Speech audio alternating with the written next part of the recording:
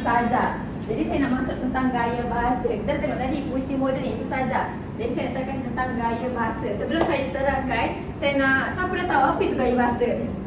Gaya bahasa. Apa itu gaya bahasa? Seni keindahan bahasa. Keindahan bahasa. Betul. Lagi? Cara nak cipta puisi. Lagi? Seni bahasa. Bagus, pandai. Okey, saya terangkan lagi sekali. Okey, apa itu gaya bahasa? Gaya bahasa ialah cara pengarang menggunakan bahasa untuk memperindahkan ayat, menyampaikan maksud dengan lebih jelas, menarik dan bermakna serta menimbulkan kesan tertentu kepada pembaca atau pendengar. Bayangkan kalau tak ada gaya bahasa ni, kita nak buat puisi, kita gunakan ayat yang macam kita rasa seseorang tu sedih, kita nak menggambarkan diri kita sedih, takkan kita nak cakap saya sedang bersedih, macam tu je ke? Tak, gaya bahasa tu tak menarik. Biasanya kita akan guna gaya bahasa Bagai pungguk rindukan bulan. lagi. Wah, Lagi cepat berapi sanggup kuredahi. Okey, hari ni saya nak tekankan 4 sahaja gaya bahasa, iaitu metafora, hyperbola, simili dan juga personifikasi. Ada 4 saja, kita fokus pada 4 saja. Banyak lagi tapi saya sebab masa tak mengizinkan sangat, saya ajar 4 saja lagi. Okey. Okey, apa itu metafora? Seorang baca? Membandingkan sesuatu secara terus tanpa menggunakan kata bandingan seperti bagai umpama. Contoh bunga desa. Okey, apa maksud simili? Perbandingan dua perkara berbeza dengan menggunakan kata bandingan seperti bagai umpama. Okey. Personifikasi. Memberikan sifat manusia kepada benda tidak bernyawa. Hyperbola. Melabelkan sesuatu perkara untuk menimbulkan kesan yang kuat. Jadi kita nak belajar berapa gaya bahasa? 4. Sebut semula. Metafora, simili, personifikasi, hyperbola. Okey, pandai. Jadi sebelum tu saya nak buat aktiviti untuk korang, okey? Saya nak buat aktiviti ni 2 orang, pair 2 orang, pasangan 2 orang. Jauh pula. Sini dah depan, cikgu. Saya bagi satu kertas. Jangan buka lagi ya. Rahsia. Jangan buka lagi. Alamak, terbuka cikgu. Alamak. Tebal. Sorry ya. Cikgu dia buka. Saya tak buka. Okey, buka kertas tu dan baca soalan bincangkan. Lepas bincang, saya nak awak tulis dalam kertas dan letak dekat saya. Cikgu dia. Saya.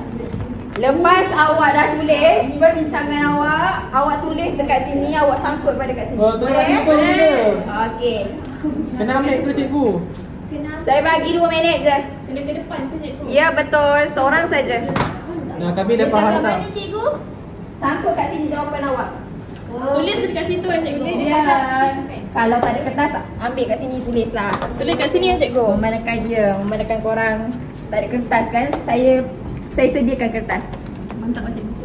2 minit je. Terus tulis ke cikgu? Ya, Apa gaya bahasanya? betul. Okey. Saya dapat personifikasi. Awak dapat apa?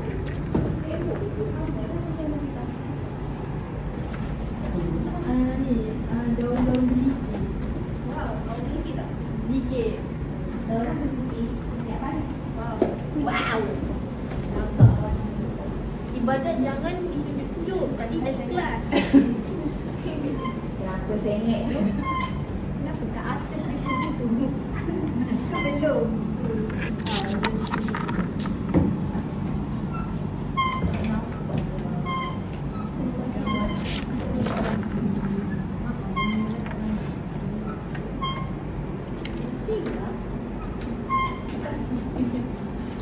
Okey, masa tamat tinggi. Okey. Aduh, lambat.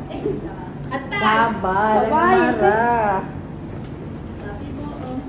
Sebelum saya teruskan, faham tak? Faham. Okey, saya nak minta satu orang daripada kamu semua datang sini, ambil satu soalan dan bacakan soalan dan Syam. jawapan. Saya cikgu. Cuba. Seorang je. Boleh soalan dia. Wakil je. Soalan awak tadi mana? Soalan mana tadi? Awak.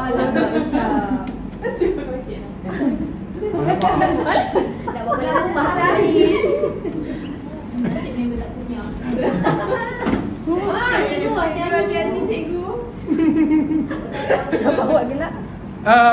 Soalan ni nyatakan maksud hyperbola dan berikan contoh. Okey, mana jawapan awak tadi? Okey, jawapan saya ni. Okey.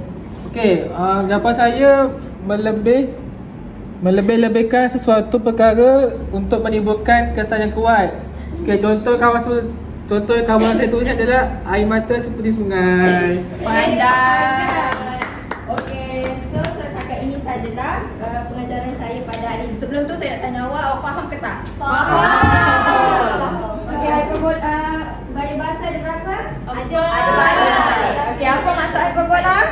Ulang balik. Apa maksud metafora? Membanding. Apa maksud personifikasi? Manusia. Apa maksud simile? Berbanding dengan dua perkara berbeza. Kata banding. Kata bagai.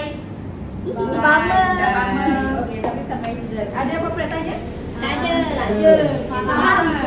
Jadi saya keluar dululah, nanti ada masa cikgu lain. Okey, terima kasih Terima sangat. kasih, cikgu.